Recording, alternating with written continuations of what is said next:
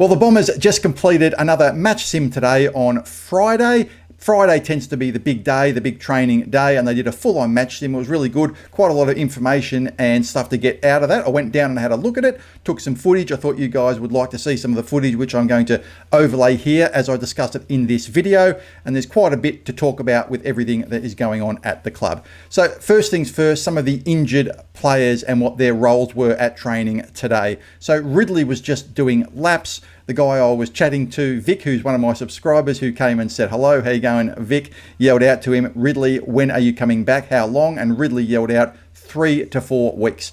So you heard it from the horse's mouth. Ridley, 3 to 4 weeks away. Still, you can take that for what you will. He did look okay, but he was just going up and down doing laps, as was Perkins. Perkins was doing laps as well as Nick Bryan and Tom Edwards.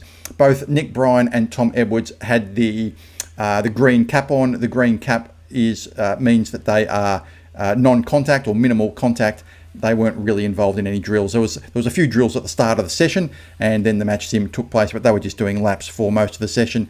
Harry Jones wasn't involved in training. Roby, I saw, ran past us and was just doing laps. He was kind of doing half laps at one wing and then coming back the other. So it was kind of like a full lap, but just doing sort of on one side of the ground. Setterfield as well was just doing a little bit of running, and Killian Burke is still recovering from that hamstring injury, and he was doing a little bit of running as well. So that is really the update on the injured players. The only other thing is Jai Caldwell, probably for the last 30 to 40 minutes of the session, was just doing some laps. I'm not sure what happened. I don't know if he got a knock in the match sim or he got a slight injury. It can't be too bad, whatever it was, because he was just, if it was too bad, he would have gone back inside, wouldn't he? Not, engaged in running, but it looked like he was running, trying to run something off. He looked a little ginger, so I'm not quite sure what was going on there. Can't be that serious, but he did sort of start the match sim, but for whatever reason, from what I could see, he didn't look like he finished it. So I guess we'll find out what's going on there. But if it was really serious, then he would have gone back inside. So it looked all right, and it didn't look like there were any major injuries from the match. And we're going to get into who some of the best players were and some of the takeaways from it. I did see a couple of other subscribers down there who came and said hello. I forget everyone's name. I'm really sorry, guys. I know you told me your name. It might have been Brian or someone like that. I'm really sorry if I forget. I'm hopeless with names. But if you do see me down there at training, come and say hello. I'm always happy to have a chat about the Bombers. So the first thing before the match sim started, they were just doing some drills. You can have a look at some of the drills here. I'm just overlaying some of that footage. They were just doing really one-on-one drills. Dean Solomon looked like he was the one who was taking training. Brad Scott, I haven't seen Brad Scott for a little while now. He's been away for a while. He hasn't been out there. So it looked like Dean Solomon was taking the reins, rolling the ball, and the players were engaging in one-on-one drills. They were really split into the red team and the black team, and the black team looked to be the stronger team. So the way it kind of works, and I've heard this from people at the club, is that Brad Scott does tend to like the synergy of the best 23 playing together, but also he's not stupid. He knows that if you have the best 23 all playing together all the time, then in match simulations, they're going to beat the other team by 100 points, and what's the point of doing that?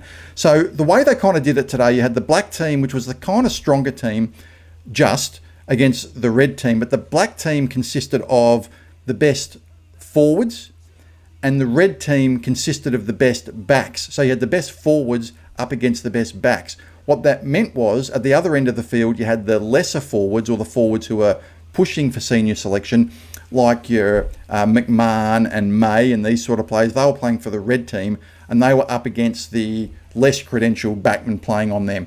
And McMahon and May played pretty well and kicked a couple of goals, but you have to look at that through the lens of them playing, against the weaker opponents down there. There might have even been a couple of VFL players playing down there in the back line. I think Jackson Binns, I think I saw him down there playing for the black team, against the against the red team. So you kind of had the stronger black forwards against the stronger red backmen, and vice versa down the other end of the field. And it looked like the midfield was also stronger for the black team. The midfield for the black team consisted of Parish, Durham, Caldwell, Merritt.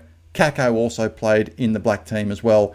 And the midfield for the red team was Sharp, Tsartis, Clark, Farrow, Unwin, Guelphy. Guelphy's not really forward, but he was playing in that team. And there might have been some changes. Sometimes they will change players from red to black, but that's mostly how they lined up for the duration of the match sim. There might have been a couple of changes, but mostly they were the match sim. So what you really had, it was kind of interesting. You had Caddy down there, and he was playing on Zach Reed. And you had 2 metre Peter down there, and he was playing on Ben Mackay. So you had the best forwards against the best backs. You had Kako down there in the forward line, and you had McGrath, the captain, who was also down there as the backman, the stronger backman playing on the forwards. I thought Kako's situation is interesting. Kako has been playing quite a bit in the midfield in training and other match sims, and that has led maybe me to, and others perhaps, to think that he'll be playing quite a bit of midfield time and in the season proper, and he may do that, but he did line up today in the forward line. And my suspicion with Kako is that he will play in the forward line in the early part of the year, mainly because I do think we need that small forward down there. And if we do have our full strength midfield and we have Durham, Caldwell, Merritt and Parish, that's a pretty strong midfield. Kako, as good as he is, doesn't need to go in there necessarily. We've got a strong enough midfield as it is, and we could do with Kako down in that forward line. The other thing about Kako down there is that I think his position in the forward line is linked to where and when Al Achkar comes into the side. If Al Achkar can come into the forward line at some point, then Kako could move into the midfield. But here's the thing. I don't think Al Achkar is ready quite yet to play senior football. I might be wrong. That's just an opinion. We've all got an opinion. Who knows what's going to happen? Only Brad Scott knows what's going to happen. And even at the moment, he doesn't know exactly what's going to happen.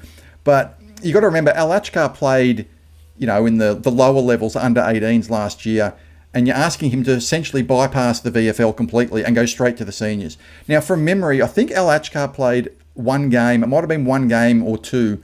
Might have been two, but he played at least one game in the VFL last year. I remember it pretty well. He only had 3 kicks. He kicked 3 goals, funnily enough, but it was a bit misleading. Like, you had to watch the game to kind of understand it. My feeling when I saw him was that the VFL level was just a little bit beyond him. It was a big step up from the under 18s. Now, a lot's happened since then. That's 8 months ago, and he's had a full pre-season for Essendon, and he's been drafted. But it's a big ask to get a small player like that and essentially bypass the VFL completely and pick him in, the start of the season. So we'll see what happens, but I don't think he'll be ready to play in the early part of the season, which to me means Kako is probably more likely to play a little bit more forward. There's other options down there. Guelphy can play down there. Unwin, I'm not quite sure Unwin's ready to be a best 23 player yet. We have to be honest. But yeah, I thought it was interesting to see Kako lining up down there in the forward line and not in the midfield. He did play a little bit of midfield in the last part of the game. It was split basically into 4 quarters. The quarters seemed to go for about 20 minutes each, and the black team, which was a stronger team, tended to have the better of the game. I think they won 16 goals to 9 or something like that. I might be a bit wrong, but it was a pretty high standard game. Both teams couldn't miss early on. It was like 5 goals straight to 5 goals straight. There were no behinds, and it was pretty good. So who were some of the best players? McMahon and May both kicked a couple of goals for the red team. You've got to remember that they were playing against the lesser backmen down there, so you've got to look at through that lens. For the at the other end of the field, the stronger black team, Peter Wright was outstanding. He kicked a couple of goals, including a beauty, a big long kick, a big long goal, which was kind of from the boundary line. He looked really good. I do think we tend to take 2 metre Peter for granted a little bit. This time last year, a lot of us were writing him off and didn't have him in the best Essendon side. And then amongst an absolute injury crisis, he really held his own last year, won the goal kicking with 26 goals, and was, absolutely earned his spot on the list again this year. And the fact that he was playing for the black team, the stronger team, alongside Caddy, and was matched up against Ben Mackay, that tells me that the coaching staff see him as a definite starter. And I think after last year's form, you couldn't disagree. He was really, really good. The standout player I think, in the midfield was Parish.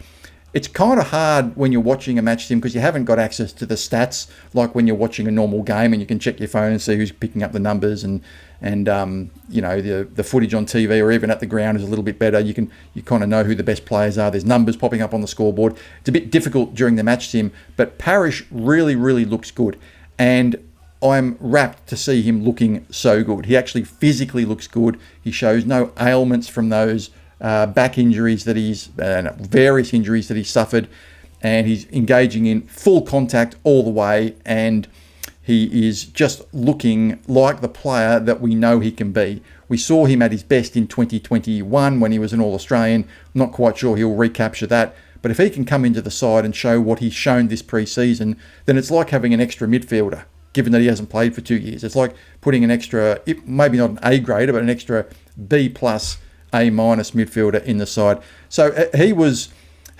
in the team that had Caldwell on his side, Durham, Merritt. They were a pretty strong midfield, so that probably does help him. The other midfield consisted of, you know, Sartis, Farrow, Clark, players like that. Unwin, Guelphy were in that side, Gresham. So certainly the black side was much stronger. I thought Blackiston, who was playing as the A ruckman, I guess, for the black team against the red ruckman, the B ruckman, I guess, in Vigo. Blackiston looked really good. He's quite an imposing figure. I think Blackiston is relishing this pre-season and relishing the chance to be the number one ruckman. You've got to put yourself in his shoes. He was picked last year in the mid-season draft, and he would have been absolutely delighted to get an opportunity to play in the AFL. He would have been absolutely stoked. And, you know, you wouldn't have seen him complaining about playing in the back line last year. He would have just been happy, finally, I've got an opportunity to play in the AFL. What a great opportunity that is. But he never got the opportunity to play ruck. And we're starting to see from some of the footage of him what he can do. He's a bit limited around the ground, as a lot of ruckmen are, but he's very athletic. I think his tap work is good. He tends to grab the ball out of the ruck quite a little bit. He's certainly more advanced than Vigo. He's much older as well. I mean, Blackiston's, I think he's 27, something like that. I can't remember his exact age. Someone can correct me if that's wrong. But he's you know, approaching his late 20s, so he's mature and he's ready to go. So we might have a pretty good ruckman, you know, for us there. And I'm really keen to see what he can bring to the team in that first few rounds of the year. Because this time last year, no one knew who the hell he was. And can he put pressure on Nick Bryan? Because he looks good. I mean, Blackiston does look good. He's also good at reading the play. Everything about him looks like he's having a really, really good pre-season. And you put yourself in his shoes. He's got the opportunity now to play in the position that he was recruited for, you know, in the ruck. So it'll be really interesting to see when Bryan comes back, if Blackiston can hold his spot in the team, maybe on the bench as that fifth interchange player, because there's that extra interchange player this year. Brad Scott last year did tend to like that two ruckmen in the team. He liked to have Bryan and Draper in the side early in the year. Will he do the same thing? Will he want Nick Bryan and Blackiston both in the side? And that can leave 2 metre Peter down there to be the main target up forward.